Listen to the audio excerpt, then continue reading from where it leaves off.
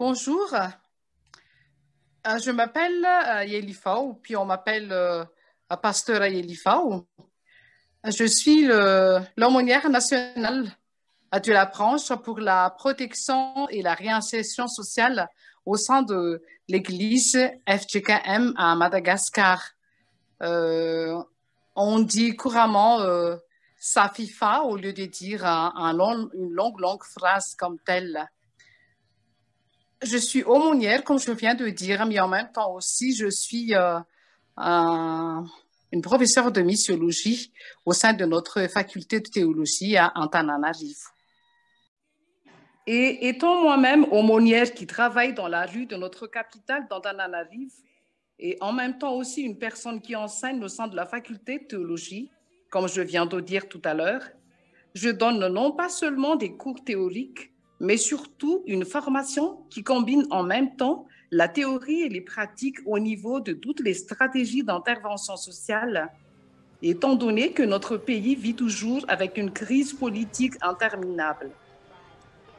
Et puisque c'est un pays aussi qui est classé parmi les pays les plus pauvres du monde, nous, les pasteurs qui travaillent au sein des paroisses et surtout des pasteurs qui travaillent au sein des aumôneries, nous devons toujours approfondir tout ce qu'on appelle les interventions sociales ici à Madagascar.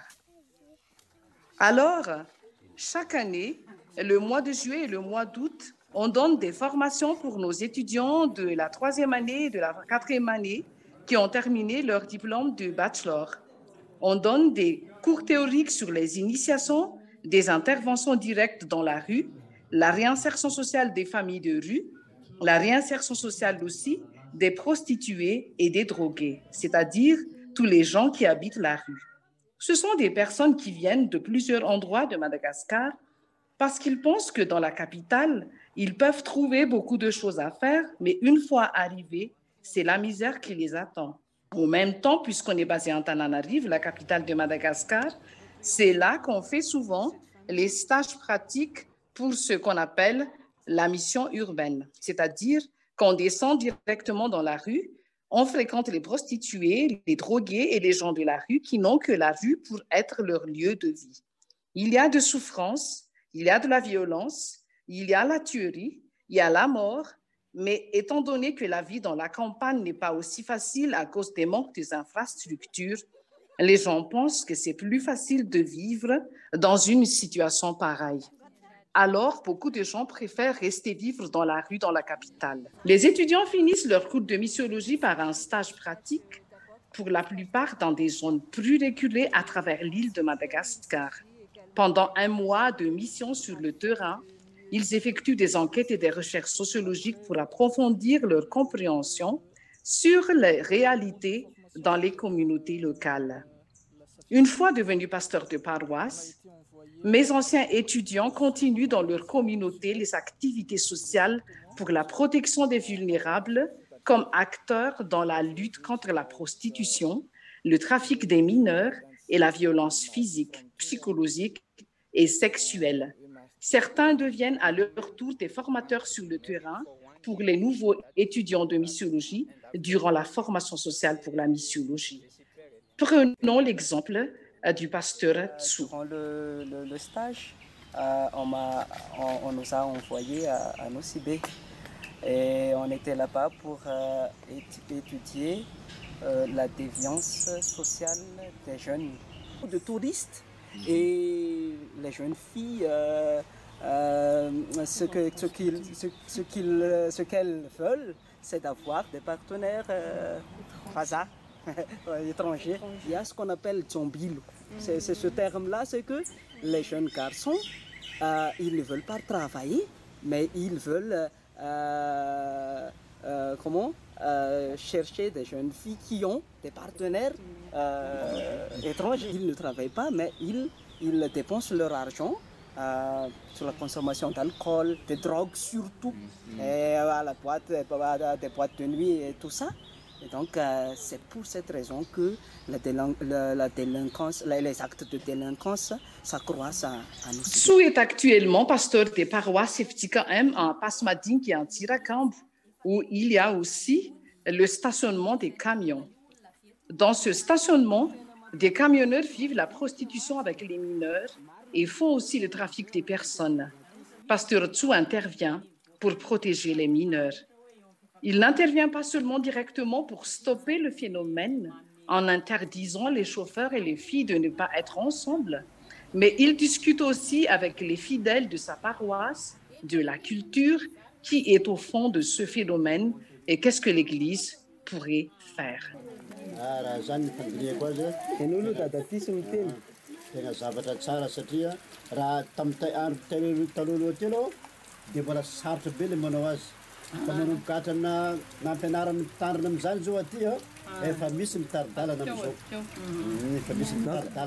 donc, le fait de se marier civilement. À son tour, Pasteur Tsu est devenu hôte pour le stage pratique et a accueilli l'étudiante Rudzufula.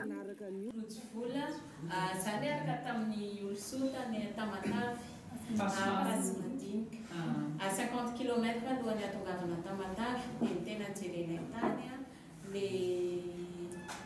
les fivarotan-tenan'ireo ankizy mpianatry ny collège amin'ireo camionnaire izay mijanona eo amin'ny toerana dia ampianarina mamboly dia ny vahaolana anatolony koa ho an'ny fiangonana dia fampianarana satria misy risque be zany fiainan'ny ankizy rehefa tratran'izay fivarotan-tena sy izay vokany rehetra eo fanalanjaza sy ohatr'izany dia be lehibe tsy miteraka intsony dia tena hoe mampianatra ny ao am-piangonana.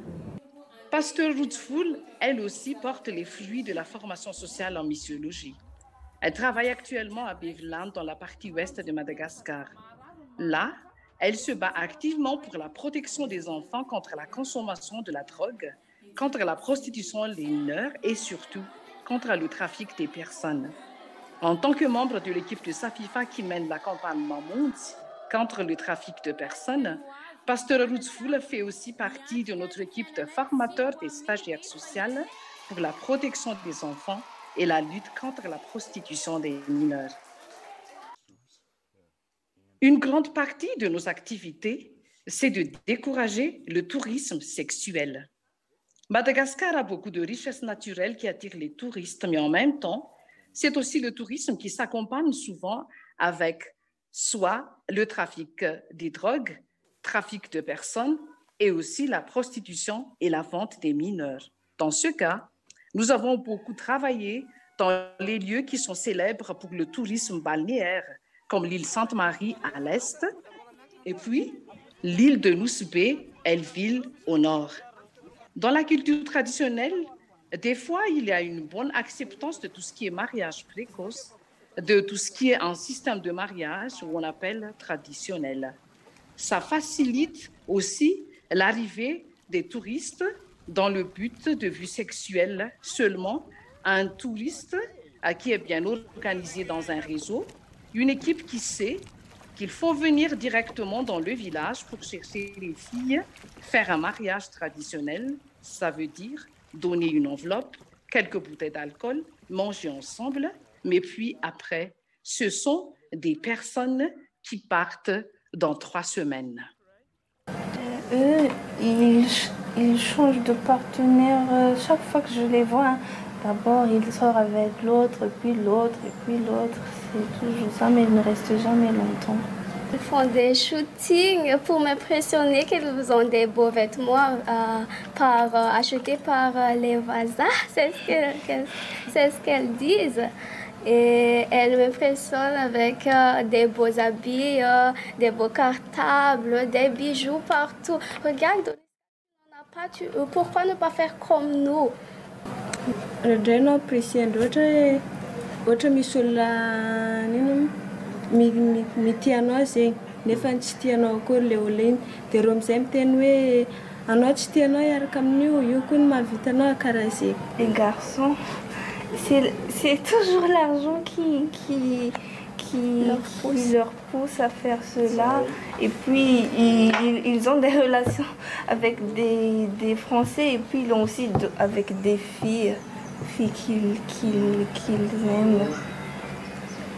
parents lorsqu'ils n'ont pas envie de s'occuper de ces enfants, ils donnent aux étrangers. C'est aussi la faute des parents.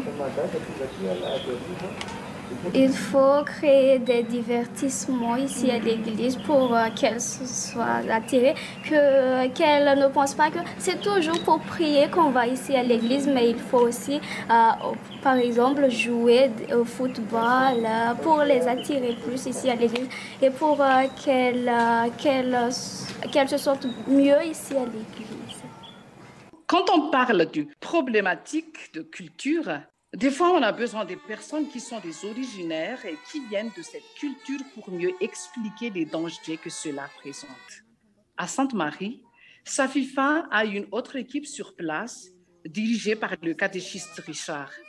Lui, qui est catéchiste au sein de l'église FJKM à Sainte-Marie du Nord et à Sainte-Marie du Sud, sur l'île qu'on appelle l'île Onat. Richard est le petit-fils de l'ancien roi du Sainte-Marie du Nord. Et avec Richard, il y a encore 6 autres personnes qui collaborent. En permanence comme ça, ils sont encore épaulés par des bénévoles. À Sainte-Marie, leur activité est surtout concentrée sur la prévention du tourisme sexuel. Par exemple, il y a les sensibilisations, les groupes de discussion faits avec les parents. Il y a aussi des groupes de discussion faits avec les enfants. Des fois, on mange ensemble pour montrer notre communion en Christ et pour montrer aussi que l'équipe de Safifa est toujours là pour protéger et pour soutenir les enfants à tout moment où ils ont besoin d'aide. Dans une situation pareille, j'apprécie beaucoup les activités et les interventions faites par notre équipe locale à Sainte-Marie pour lutter contre cette culture qui ne protège pas les enfants.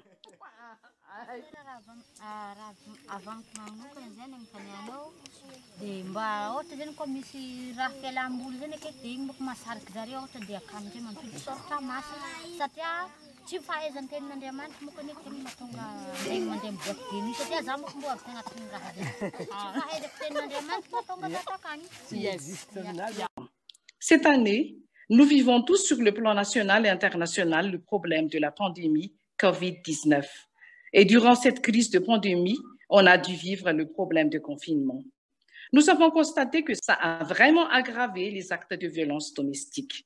Il y a même des cas de violences sexuelles graves comme l'inceste et tout, à part les violences psychologiques et physiques. Parce qu'être confiné dans une situation de pauvreté comme on vit à Madagascar, ce n'est pas du tout facile. D'habitude, la plupart des gens cherchent chaque jour ce qu'ils doivent manger tous les jours. Alors, le fait d'être confiné provoque non pas seulement la peur de la maladie, la peur de la mort, mais aussi et surtout la peur de mourir par la faim. Tout ça provoque des tensions au sein de la famille. Au début de cette année, on avait lancé un projet qui s'appelle MIAR. MIAR veut dire protéger. Et c'est grâce à ce projet, à la collaboration qu'on a fait avec la PCUSA, qu'on a pu ajuster les plans pour pouvoir subvenir aux besoins matériels, financiers, nourriture et tout, pour 36 familles vulnérables pendant cette période de la pandémie. Notre équipe circule toujours au sein des centres de santé de base et dans les hôpitaux, là où les mères doivent toujours venir pour faire le check-in médical des nouveau-nés pour faire la vaccination. On a distribué des masques, on a partagé des tracts contenant des paroles encourageantes pour leur permettre aussi de partager avec nous de ce qu'elles vivent au sein de confinement et de discuter ensemble aussi sur les idées pour la vie future, sur la reprise des activités. Pour terminer, moi, j'aimerais personnellement encore remercier le Presbyterian Church des États-Unis pour votre soutien spirituel, pour vos prières, pour votre amour manifesté par les actes. Encore un grand remerciement aux Presbyterian Women pour votre soutien pour les femmes dans le projet Mamounzi, qui consiste à secourir les survivantes de nouvelles formes d'esclavagisme actuelles par le travail dans les Moyen-Orient ou bien aussi les trafics de personnes internes à Madagascar. Que Dieu vous bénisse dans toutes vos activités. Merci.